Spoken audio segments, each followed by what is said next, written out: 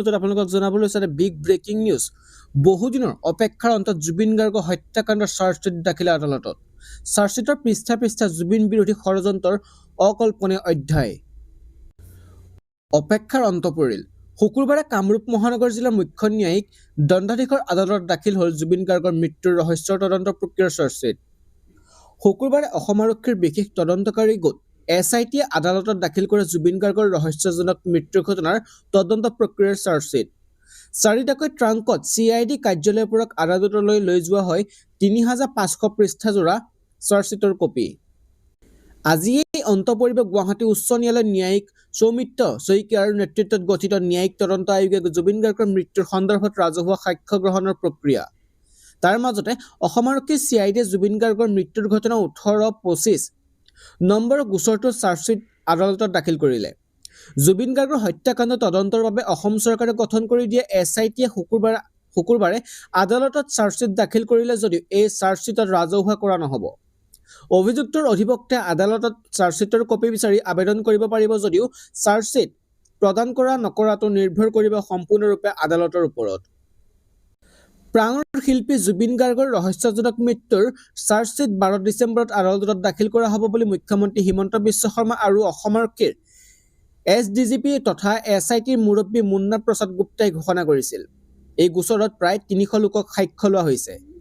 CID থানাত ৰুজু হোৱা 1925 নম্বৰৰ দ্বিতীয় গোচৰটো তদন্ত প্ৰক্ৰিয়া এতিয়াও অব্যাহত আছে। ইয়াৰ পূৰ্বে জুবিন গাৰ্গৰ মৃত্যুৰ অভিযোগনামা 10 ডিচেম্বৰ পূৰ্বে চূড়ান্ত কৰাৰ বাবে তদন্তকাৰীসকলে দিনে নিশাই কাম কৰি থকা বুলি দাবী কৰিছিল মুখ্যমন্ত্ৰীয়ে। বিগত 19 ছেপ্টেম্বৰ ছিংগাপুৰত জুবিন গাৰ্গৰ মৃত্যুৰ পাছত মুন্না প্ৰসাদ গুপ্তাৰ নেতৃত্বত বিশেষ অনুসন্ধানকাৰী দলে ঘটনাটোৰ সন্দৰ্ভত তদন্ত আৰম্ভ কৰে।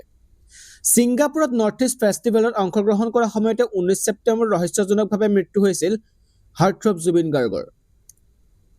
এই ঘটনাৰ সৈতে জড়িত থকাৰ অভিযোগত নৰ্থ ইষ্ট ফেষ্টিভেলৰ মুখ্য আয়োজক শ্যামকানু মহন্ত, জুবিন গাৰ্গৰ মেনেজাৰ সিদ্ধাৰ্থ শৰ্মা, জুবিন গাৰ্গৰ সম্বন্ধীয় ভাতৃ তথা অসম আৰক্ষীৰ তদানীন্তন DSP সন্দীপন গাৰ্গ, বাদ্যযন্ত্ৰী শেখৰজ্যোতি গোস্বামী, সহযোগী কণ্ঠশিল্পী অমৃতপ্ৰভা মহন্ত আৰু ব্যক্তিগত নিৰাপত্তাৰক্ষীৰ পৰেশ বৈশ্য আৰু নন্দেশ্বৰ বৰাক গ্ৰেপ্তাৰ কৰা হৈছিল।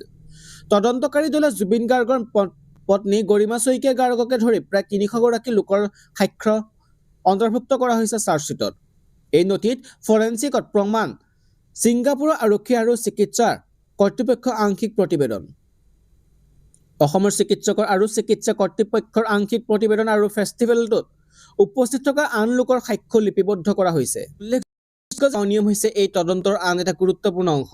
আৰক্ষীয়ে তদন্তৰ সময়ছোৱাত জুবিন গাৰ্গৰ PSৰ একাউণ্টত 1.1 কোটি টকাৰ আৰ্থিক লেনদেনৰ তথ্য উদ্ধাৰ কৰে আৰু আৰ্থিক অনিয়মৰ বিষয়ে অনুসন্ধান আৰম্ভ কৰে।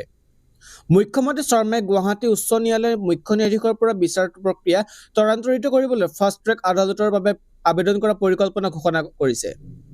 উল্লেখযোগ্য যে জুবিনৰ মৃত্যুৰ ঘটনা সন্দৰ্ভত CID ৰুজু হৈছিল 2টা গোচৰ। ইয়াৰে এটা গোচৰ নম্বৰ হৈছে 1825 আৰু আনটো নম্বৰ হৈছে 1925। দীৰ্ঘ প্ৰতীক্ষাৰ অন্তত শুকুৰবাৰে প্ৰথমটো গোচৰৰ চাৰ্জশ্বিট আদালতত দাখিল কৰা হয়। ইপিনে আদালতত দাখিল জুবিন গাৰ্গৰ চাৰ্জশ্বিট।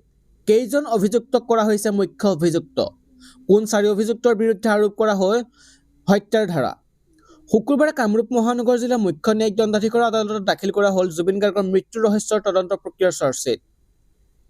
শুকুৰবাৰে অসম আৰক্ষীৰ বিশেষ তদন্তকাৰী গোট SIT আদালতত দাখিল কৰিলে জুবিন গাৰ্গৰ ৰহস্যজনক মৃত্যু তদন্তৰ প্ৰক্ৰিয়াৰ চাৰ্জশ্বিট।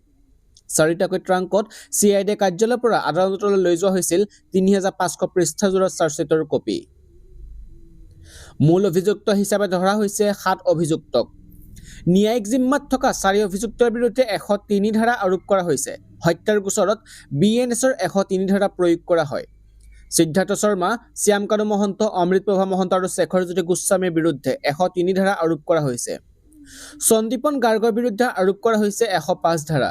PSO পৰেশ বৈশ্য, নন্দেশ্বৰ বৰা বিৰুদ্ধে CBT প্ৰয়োগ কৰা হৈছে। বিশ্বাসভংগৰ অভিযোগত প্ৰয়োগ কৰা হয় BNSৰ এই CBT। 250 জনক সাক্ষী হিচাপে ধৰা হৈছে সমগ্ৰ গোচৰটোত। ইপিনে আজিয়ে অন্ত পৰিব গুৱাহাটী উচ্চ ন্যায়ালয়ৰ ন্যায়াধীশ সৌমিত্ৰ শইকীয়াৰ নেতৃত্বত গঠিত ন্যায়িক তদন্ত আয়োগে জুবিন গাৰ্গৰ মৃত্যুৰ সন্দৰ্ভত ৰাজহুৱা সাক্ষ্য গ্ৰহণৰ প্ৰক্ৰিয়া। তাৰ মাজতে অসম আৰক্ষীৰ CID জুবিন গাৰ্গৰ মৃত্যুৰ 1825 নম্বৰ গোচৰটো চাৰ্জশ্বিট আদালতত দাখিল কৰিলে। জুবিন গাৰ্গৰ হত্যাকাণ্ডৰ তদন্তৰ বাবে অসম চৰকাৰে গঠন কৰি দিয়া SIT-য়ে শুকুৰবাৰে আদালতত চাৰ্জশ্বীট দাখিল কৰিলে যদিও এই চাৰ্জশ্বীট ৰাজহুৱা কৰা নহ'ব। অভিযুক্তৰ অধিবক্তাই আদালতত চাৰ্জশ্বীটৰ কপি বিচাৰি আবেদন কৰিব পাৰিব যদিও চাৰ্জশ্বীট প্ৰদান কৰা নকৰাটো নিৰ্ভৰ কৰিব সম্পূৰ্ণৰূপে আদালতৰ ওপৰত।